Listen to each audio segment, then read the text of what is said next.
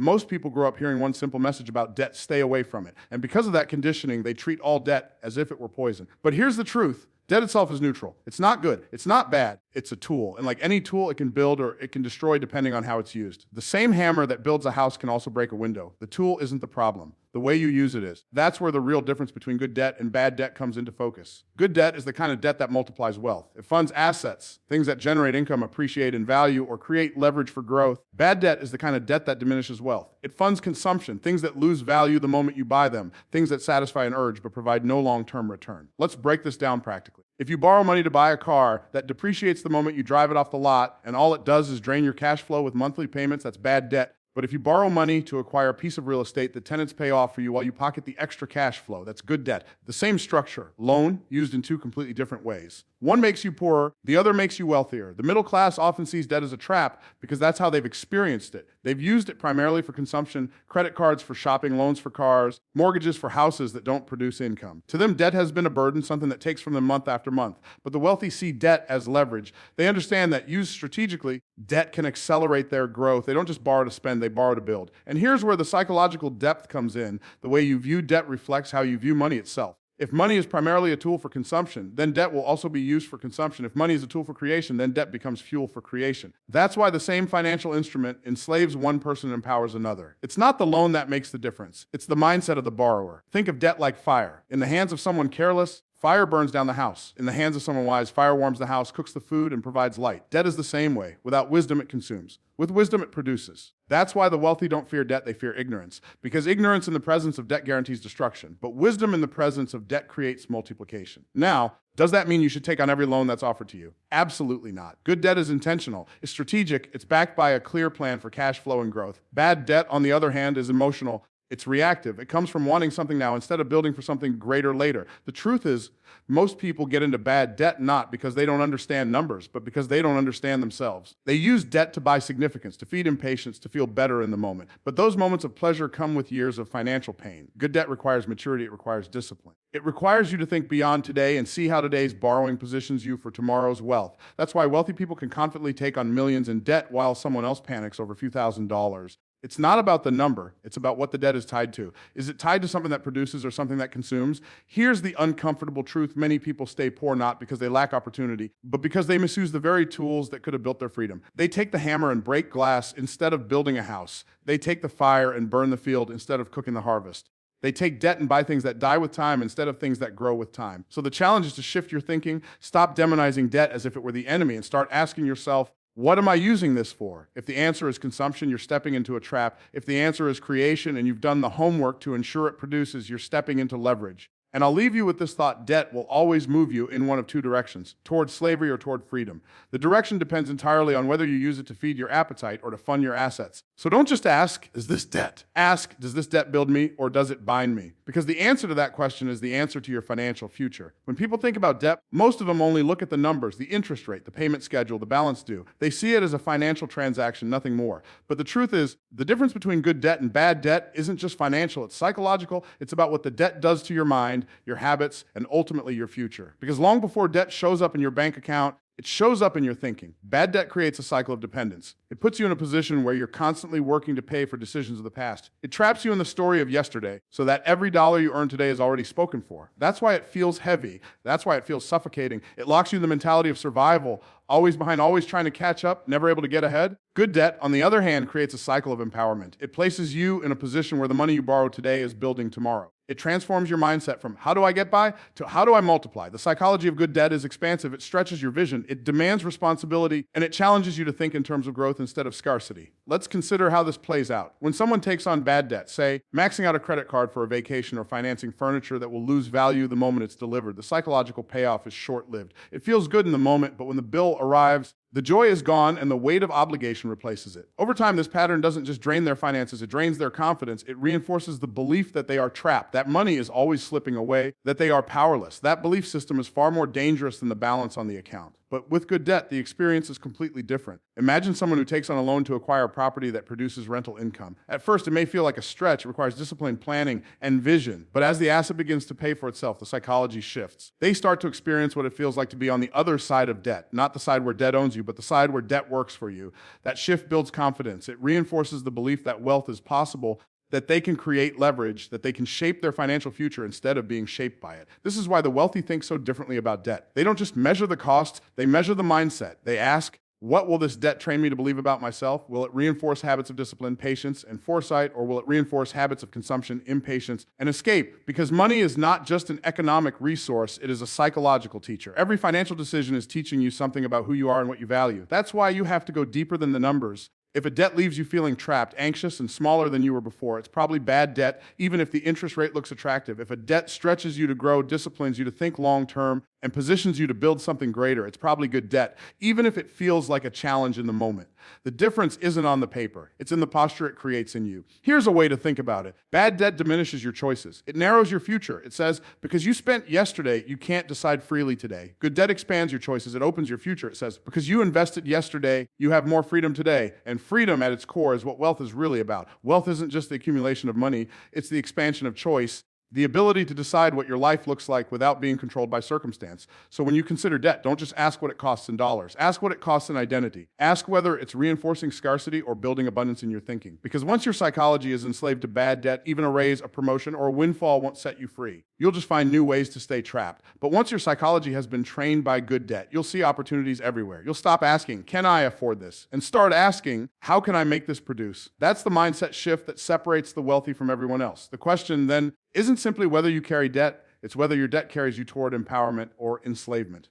And that distinction isn't written in the fine print of the contract. It's written in the fine print of your character. So I'll leave you with this. Every time you sign your name to a debt, you're not just obligating your money, you're obligating your mindset. And that mindset will either be the weight that keeps you chained or the wind that lifts you higher. Choose carefully because your financial future will follow the pattern of your psychological one. When people first hear the term good debt, they often assume it's about the numbers alone, low interest, manageable payments, predictable returns. But what truly separates good debt from bad debt isn't the cost. It's the connection between the debt and the asset it's tied to. Because at the end of the day, debt by itself is neutral. It's simply borrowed money. What makes it productive or destructive is what you attach it to, and whether that thing is appreciating in value or depreciating in value. This is where most people get stuck. They treat all debt the same. If they owe money, they feel like they're losing, no matter what the money was used for. That's why so many in the middle class remain in financial quicksand. They borrow for cars, clothes, and comforts, things that begin losing value the second they're purchased. And they justify it by saying, well, I needed it, or I deserve it. But the truth is, when you tie debt to a depreciating item, you're not just losing money, you're compounding loss over time. You're committing your future income to pay for something that will be worth less and less with every passing year. That's the mathematics of poverty disguised as normalcy. Now, contrast that with how the wealthy think. They borrow money too, but they connect it to assets that appreciate, assets that multiply. Instead of financing consumption, they finance production. Instead of trading tomorrow for comfort today, they trade discipline today for freedom tomorrow. This is the essence of good debt. It becomes a tool of leverage that magnifies wealth because the asset it supports is growing while the debt itself is shrinking. Take real estate as an example. If you take out a mortgage to buy a rental property, you've tied debt to an appreciating asset. Not only does the property itself tend to grow in value over time, but it also has the capacity to generate income month after month.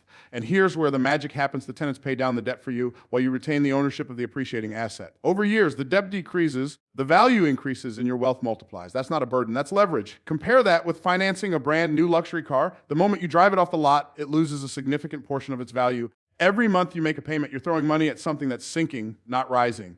Even if the interest rate is low, the direction of value is negative. And when you step back, you'll see that one type of debt has created an upward spiral of wealth, while the other has created a downward spiral of loss. This is why understanding the nature of assets is so critical. An appreciating asset not only holds its value, but grows it. It works for you. It becomes a multiplier of your efforts. A depreciating asset, on the other hand, constantly takes from you. It requires energy, money, and maintenance. Yet it gives you nothing in return except the illusion of status or convenience. Wealthy people refuse to chain themselves to things that drain. They tie their obligations to things that build. Here's the deeper philosophical point. When you connect debt to appreciating assets, you're aligning yourself with the principle of growth. You're choosing expansion over contraction. You're saying, I believe in the future enough to plant a seed today. When you connect debt to depreciating consumption, you're aligning yourself with the principle of decay. You're saying, I don't trust tomorrow, so I'll consume today and let tomorrow pay the price. These are not just financial choices, they're statements of belief, declarations of mindset. And that's why two people with the same income can live entirely different financial lives. One takes on debt to finance a lifestyle, while the other takes on debt to finance an asset. Same burden on paper, completely different destiny in reality. The first remains trapped because their obligations grow heavier as their assets diminish. The second becomes freer because their obligations diminish as their assets grow. This is also why so many people misunderstand wealth. They think it's about earning more, but the wealthy know it's about aligning your resources with growth. You don't have to be rich to start using good debt. You can begin small. You can use borrowed money to acquire an asset that appreciates, whether it's real estate, a small business, or even skills that increase your earning power. What matters most is that the debt is tied to something that will expand rather than contract, because in the end, every dollar you borrow is a bet on the future. Bad debt bets against it. Good debt bets on it. Bad debt assumes tomorrow will be smaller, so it steals from it. Good debt assumes tomorrow will be bigger, so it invests in it. That's the defining difference. So I want you to think carefully about this. The next time you consider taking on debt, ask yourself a simple question. Am I tying myself to something that grows or something that dies? Because your financial future won't just follow the money. It will follow the direction of the asset you've connected yourself to. And here's the closing truth. Every debt you take on is more than a contract with a bank. It's a contract with your destiny. If you attach yourself to growth, your future expands. If you attach yourself to decay, your future collapses. So choose wisely, because your debt will either be the chains that hold you down or the wings that lift you higher. When we talk about debt, most people immediately think of it as a burden, a weight that drags them down, something to be avoided at all costs. And while it's true that bad debt can enslave you, good debt, used wisely, has the power to accelerate your journey toward wealth. The real question isn't whether you should take on debt, but whether you understand how to leverage it without letting it control you. Because leverage is a double-edged sword. In the hands of someone disciplined and knowledgeable, it multiplies results. In the hands of someone careless or uninformed, it magnifies mistakes and turns freedom into slavery. Wealthy people don't fear leverage. They respect it. They study it. They master it. They know that borrowing money to acquire an asset can collapse years of waiting into months of progress. They know that by using other people's money, they can expand faster than relying solely on their own resources. But here's the difference. They never allow leverage to outpace their wisdom, their strategy, or their self-control. Leverage without discipline is destruction. That's why so many people end up trapped. They hear stories about using credit to buy properties or leveraging loans to start businesses, but they forget the essential ingredient, financial literacy. Without understanding the rules of cash flow, interest, and risk, they end up chasing opportunities that look good on the surface, but bleed them dry underneath. And then they conclude, debt doesn't work. No, the truth is, they didn't work the debt correctly. The principle is simply, good debt creates leverage that multiplies wealth only when it is paired with discipline and vision. You can't just borrow money and hope the asset will pay off. You must study the market, calculate the risk, manage the numbers, and most importantly, control. So you cannot let impatience drive you into obligations that your future self will regret. The wealthy don't just ask, can I borrow this money? They ask, what will this money produce? How will this decision compound over the next 5, 10, or 20 years? That's the difference between empowerment and enslavement. Think of leverage like fire. In the hands of someone skilled, fire cooks meals, heats homes, and fuels progress. In the hands of someone careless, fire destroys everything in its path. Debt is no different. It can build or it can burn. And your level of mastery determines which outcome you experience. Here's a deeper truth. When you take on debt, you are entering into a covenant with time. You are saying, I believe this action today will create fruit tomorrow. If you've disciplined your mind, developed financial literacy, and crafted a long-term vision, then that covenant works in your favor.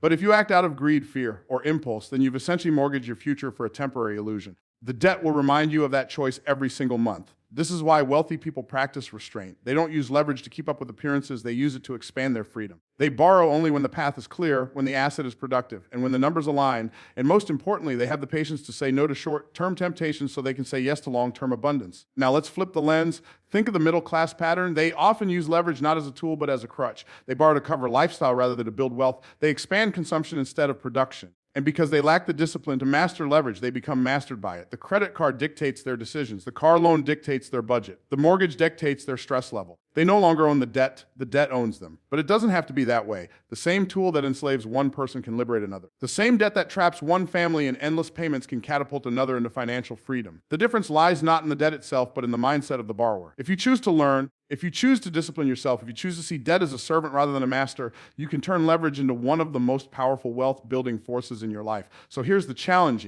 The next time you're faced with an opportunity to borrow, pause and ask yourself, is this leverage leading me toward freedom or toward slavery? That one question can save you years of struggle. Because the truth is, leverage will always amplify who you are. If you are disciplined, strategic, and patient, it will multiply your success. If you are careless, impatient, and short-sighted, it will magnify your failures. And that's the final truth I want to leave you with. Debt is never neutral in its outcome. It will either accelerate your rise or quicken your fall. Leverage is a force, and like all forces, it doesn't care about your intentions. It only responds to your execution. Use it wisely, pair it with discipline and vision, and it will lift you higher than you could ever climb on your own. misuse it, and it will bind you in chains heavier than you ever imagined. So remember, this leverage is not the enemy. Ignorance and impatience are. Master yourself, master your money, and then let leverage do what it was designed to do. Multiply. Your future wealth will not be built on avoiding debt, but on mastering it. Choose mastery over slavery. Choose freedom over chains. Choose to let leverage work for you, not against you.